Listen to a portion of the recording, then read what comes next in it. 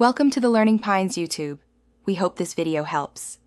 You start by getting both devices ready. Open Xender on your iPhone and allow photos and local network access so file transfer works. Make sure your PC and phone share the same Wi-Fi. If not, create a hotspot on your phone and connect the PC. Once done, tap Connect to PC in Xender. This immediately shows a QR code or hotspot credentials. This step initiates the handshake and makes your phone visible to the PC, which is necessary for secure direct transfer. Now pair devices using the method shown. If Xender displays a URL, type it into your PC browser. This opens the Xender web interface. Alternatively, use the PC camera or a QR scanner to scan the phone's QR code. This is faster and avoids typing.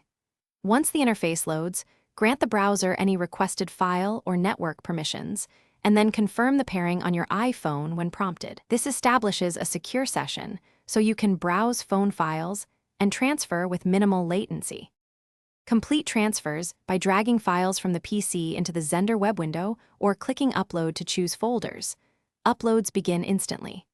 On your iPhone, accept incoming transfers and then inspect Photos or the Files app to confirm successful receipt.